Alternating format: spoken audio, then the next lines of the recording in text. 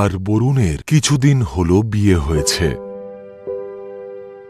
আর ওদের দুজনের কলেজের বন্ধু রাহুল এবং রশ্মিও দ্বিতীয়বার হানিমুনের প্ল্যানিং করছিল। দুই দম্পতিদেরই একটা রিসর্ট বেশ পছন্দ হলো।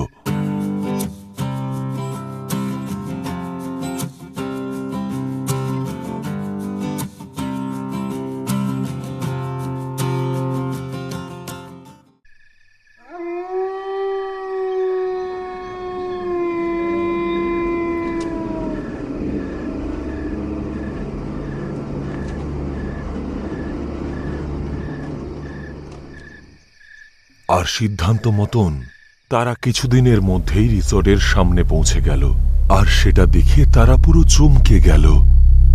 ওয়াও, কি সুন্দর জায়গাটা! বিশ্বাসই হচ্ছে না যে এত কম টাকায় এত ভালো একটা রিসর্টে থাকার সুযোগ পাবো। সত্যি যা বলেছো তুমি, খুব সুন্দর দেখতে এটা। চারজনেই রিসর্টটার প্রশংসা করল, আর তারপর গাড়িটা পার্ক করে ভেতরে ঢুকল। রিসেপশনে একটি অল্প বয়সী মেয়ে বসেছিল, আর তাদের দেখা মাত্রই সে স্বাগত জানালো। Welcome to crystal resort. আমি হলাম মাধুরী। কিভাবে সাহায্য করতে পারি? আমরা মিস্টার এন্ড মিসেস শর্মা, আর ওরা আমাদের বন্ধু মিস্টার এন্ড মিসেস কুমার। আমরা এখানে দুটো রুম বুক করেছিলাম। হ্যাঁ স্যার, 1 মিনিট। এটা বলেই সে দুটো রুমের চাবি বের করল, আর চাবি হাতে তুলে দিয়ে বলল, এখান দিয়ে সোজা গিয়ে দোতলায় উঠে আপনাদের রুম নাম্বার 112 and 113। এই ব্যাপারটা চারজনেরই বেশ অদ্ভুত লাগলো যে মেয়েটি তাদের কাছে কোনো আইডি প্রুফ চাইল না বা অ্যাড্রেসও জিজ্ঞেস করল না, সোজা তাদেরকে চাবি দিয়ে দিল। তারপরে চারজনে দোতলায় উঠে গেল।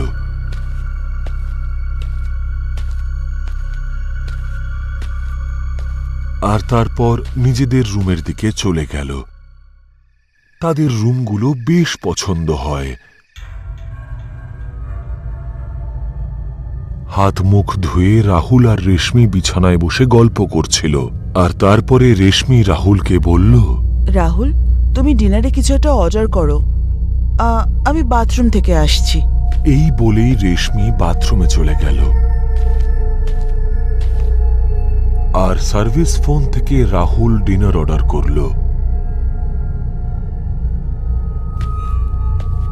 রেশমি বাথরুমে ঢুকে দেখল যে বাথরুমটা বেশ বড় ছিল।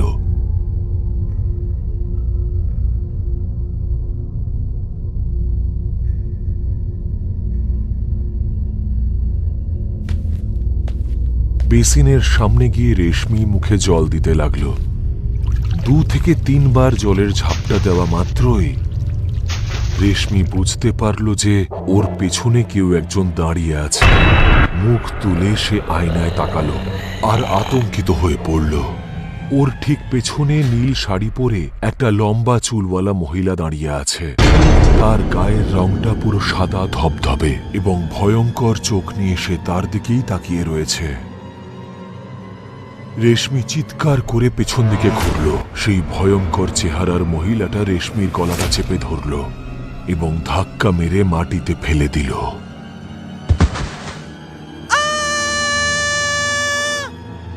রেশমি চিৎকার করে উঠল, তারপর মাথায় হাতটা চেপে ধরে উঠে দাঁড়ালো। আর তখনই হঠাৎ মেয়েটা উধাও হয়ে গেল। রেশমি আরো ভয় পেয়ে গেল আর তাড়াহুড়ো করে বাথরুমের দরজার দিকে এগোলো। কিন্তু দরজার কাছে পৌঁছানোর আগেই হঠাৎ করে লাইটটা বন্ধ হয়ে গেল, আর রেশমির চিৎকার বাথরুমেই চাপা পড়ে গেল। ঘরে বসে থাকা রাহুল ভাবছিল যে অনেকক্ষণ হয়ে গেল রেশমি আসছে না, আর অর্ডারটাও আসছিল না। রেশমি, কি হলো ডার্লিং? আর কতক্ষণ লাগবে? এটা বলা মাত্রই বাথরুমের দরজাটা খুলে গেল। রেশমি মাথাটা নিচু করে ঘরের ভেতরে ঢুকল আর রাহুলের পাশে গিয়ে বিছানার ওপরে বসল। রাহুল নোটিস করল যে রেশমি মাথাটা নিচের দিকে ঝুঁকিয়ে বসে আছে, কিন্তু কোনো কথা বলছে না। রেশমি, আর ইউ ওকে? এই বলে রাহুল যখন রেশমির কাঁধে হাত রাখল, ঘরের লাইটটা আপনা আপনি বন্ধ হয়ে গেল। এটা কি হলো? আরে কেউ আছে? বলতে বলতে রাহুল যেই উঠে দাঁড়ালো, লাইটটা আবার জ্বলে উঠল। রাহুল দেখল রেশমির পাশেই সেই ভয়ানক মহিলাটি দাঁড়িয়ে আছে আর তার দিকেই তাকিয়ে আছে। রেশমি, ওঠো। এই বলে রেশমির হাতটা ঝাঁকিয়ে তাকে ওঠানোর চেষ্টা করলো, আর রেশমি যেই ওর দিকে তাকালো, রাহুল আবার ভয় চিৎকার করে উঠল। রেশমির মুখটা পুরো সাদা হয়ে গেছে আর চোখটা লাল টকটকে হয়েছে। আমরা এখান থেকে যাব না রাহুল, আমরা এখানেই থাকবো। এই বলেই রেশমি মাথা নাড়াতে লাগলো, আর মেয়েটা ধীরে ধীরে ক্রমশ রাহুলের দিকে এগিয়ে এলো। রাহুল পালানোর জন্য দরজা খোলার চেষ্টা করছিল, কিন্তু দরজাটা আটকে গিয়েছিল। তাই হাজার চেষ্টা করা সত্ত্বেও রাহুল তা খুলতে পারল না। রাহুল পেছনের দিকে ঘুরল। মেয়েটি প্রায় রাহুলের কাছাকাছি পৌঁছে গিয়েছিল, আর তার হাতে ছিল একটি ধারালো ছুরি। মেয়েটি রাহুলের গলায় ছুরিটা চালিয়ে দিল, আর রাহুলের গলা থেকে গলগল করে রক্ত পড়তে লাগলো। রাহুল মাটিতে পড়ে ছটফট করতে লাগলো, আর সঙ্গে সঙ্গে মেয়েটি বলে উঠল, welcome to our crystal resort. অন্যদিকে বরুণ আর শ্বেতা ফ্রেশ হয়ে গল্প করছিল। অনেকক্ষণ কেটে যাওয়ার পরে বরুণ বলল, রাহুল আর রেশমি তো ঘর থেকে বের হচ্ছেই না। আমি ভেবেছিলাম একসাথে ডিনারটা করব। আরে তুমি অর্ডারটা তো করো, আমি না হয় ওদেরকে ডেকে আনছি। শ্বেতা কথাটা বলছিল, সেই সময় রুমের দরজাটা খুলে গেল, আর সেই ভয়ানক নীল শাড়ি পরা মহিলাটি একটা ট্রলি হাতে ওদের রুমে ঢুকল। তবে ওর মুখটা পুরো চুল দিয়ে ঢাকা ছিল। আপনাদের ডিনার তৈরি স্যার। দুজন দুজনের দিকে তাকিয়ে রইল। তারপরে বরুণ বলল, আমরা তো কোনো খাবারের অর্ডার দিইনি। তাহলে আপনি কাকে জিজ্ঞেস করে এনেছেন? আপনি একবার খুলে তো দেখুন, আশা করছি আপনাদের খুব ভালো লাগবে। এটা শুনে খাবারের থালার ঢাকনাটা যেই শ্বেতা খুলল, তাতে রাখা কাঁচা মাংস দেখে দুজনে আতঙ্কিত হয়ে গেল। বরুণ এক ঝটকায় খাবারটাকে মাটিতে ফেলে দিল।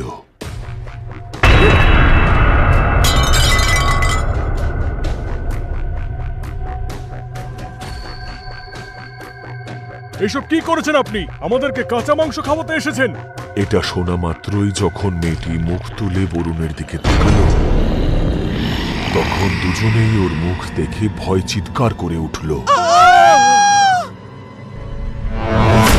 Welcome to our crystal resort. খাওয়া শুরু করুন আপনারা। এই বলে সে হাসতে শুরু করলো। তারা দুজনে ভয় থরথরিয়ে কেঁপে উঠল, আর চিৎকার করতে করতে সেই ঘর থেকে পালিয়ে গেল। আর তারপর রাহুল এবং রেশমির ঘরের দিকে গেল, কিন্তু তাদের দুজনকে সেখানে দেখতে না পেয়ে তারা আরো ভয় পেয়ে গেল। তখনই বরুণ সেই রক্তের দাগটা দেখতে পেল, যেটা ঘর থেকে বাথরুমের দিকে গেছে। বরুণ শ্বেতার হাতটা ধরে সাহস করে বাথরুমের দিকে গেল, আর সেখানে দেখল যে রাহুল এবং রেশমির লাশ পড়ে রয়েছে। শ্বেতা চিৎকার করে উঠে বলল, বরুণ প্লিজ তাড়াতাড়ি এখান থেকে চলো, না হলে আমরাও মারা যাব। তার কথা শুনে বরুণ তাড়াহুড়ো করে পালানোর চেষ্টা করল, আর তারা মারাত্মক ভয় পেয়ে পালাতে গিয়ে দেখল সেখানে রাহুল এবং রেশমির আত্মা তাদের সামনেই দাঁড়িয়ে রয়েছে, এবং তারা দুজনেই বলে উঠল, এবার তোমরাও এখান থেকে বেরোতে পারবে না। এবার আমরা সবাই এখানেই থাকবো সারা জীবনের মতো এই রিসর্টে।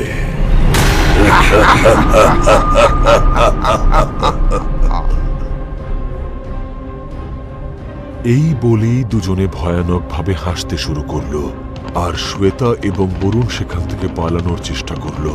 আর বাইরে তারা মাধুরীকে দেখতে পেল। আরে কি হয়েছে স্যার? আপনারা এত ভয় পেয়ে গেছেন কেন? আপনাদের রিসর্টে কোনো অতৃপ্ত আত্মা আছে। আমাদের দুই বন্ধুকে ওরা মেরে ফেলেছে। ওই আত্মা আমাদেরকেও মারতে চায়। আর তখনই শ্বেতা বুঝতে পারল যে ওর হাতটা কেউ একজন ধরে রয়েছে। ঘুরতেই সেই ভয়ানক মহিলাটিকে দেখল।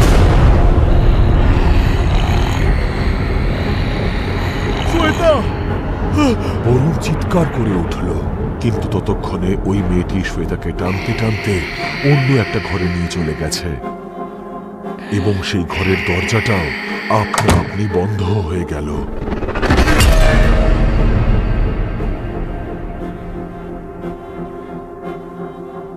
বরুণ বাইরের দিক থেকে দরজা খটখট করতে লাগলো, কিন্তু কেউ দরজা খুলল না। ভেতরে শ্বেতা বাঁচার জন্য কাকুতি মিনতি করছিল। প্লিজ প্লিজ আমাকে যেতে দাও। আরে তুমি কে? আর আমাকে মারতেই বা চাইছো কেন? প্লিজ আমাকে যেতে দাও, প্লিজ যেতে দাও। আমি প্রিয়াঙ্কা, চোখে বহু স্বপ্ন নিয়ে এই রিসর্টটা আমি খুলেছিলাম 2 বছর আগে। ভেবেছিলাম খুব ভালো চলবে, কিন্তু লক্ষ লক্ষ টাকা খরচ করার পরেও দিনের পর দিন এখানে কেউ আসতো না। এটা সব সময় খালি পড়ে থাকতো। তারপর আমি বিরক্ত হয়ে প্রতিজ্ঞা করি যে এই রিসর্টে এবার থেকে যে আসবে আমার আত্মা তাকে আর কোনোদিনও ফিরে যেতে দেবে না।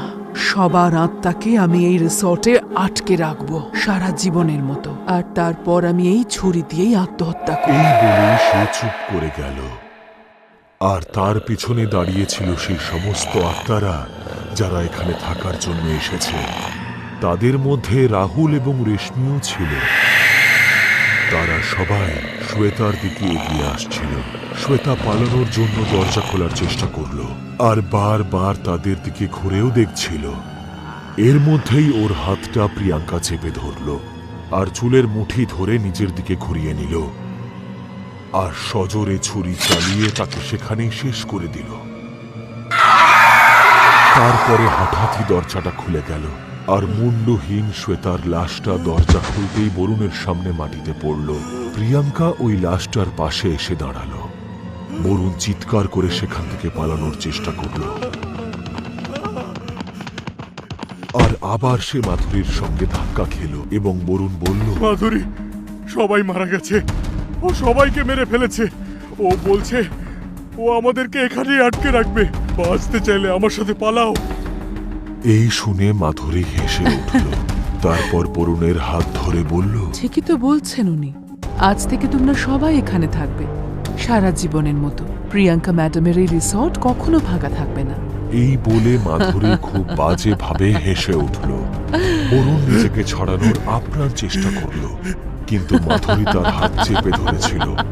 আর তখনই বরুণ দেখতে পেল যে সামনে থেকে প্রিয়াঙ্কা ধীরে ধীরে ওর দিকে এগিয়ে আসছে, সেই ছুরিটা হাতে নিয়ে।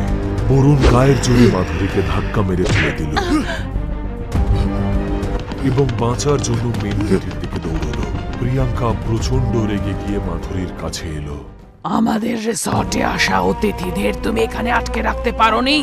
ও পালালো কিভাবে বলো? শুনে মাধুরী খুব ভয় পেয়ে গিয়ে বলল, প্রিয়াঙ্কা ম্যাম, আমি ওকে আটকানোর প্রচুর চেষ্টা করেছি, কিন্তু ও পালিয়ে গেল। শোনা মাত্রই প্রিয়াঙ্কা আর দেরি না করে মাধুরীর গলাতেও সেই ছুরি দিয়ে প্রহার করল।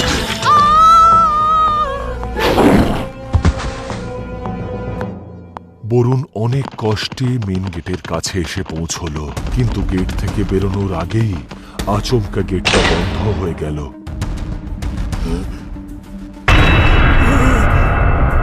রিসর্টের সব লাইটগুলো জ্বলতে নিভতে শুরু করলো।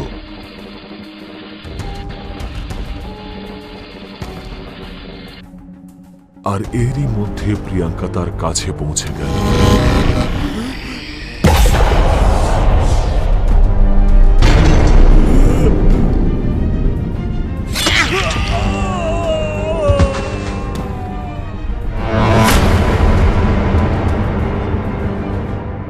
কিছুদিন পরে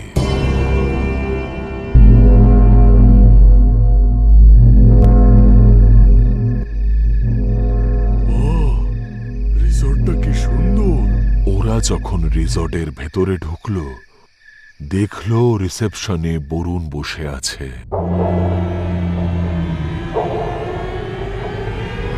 welcome to our crystal resort. How may I assist you?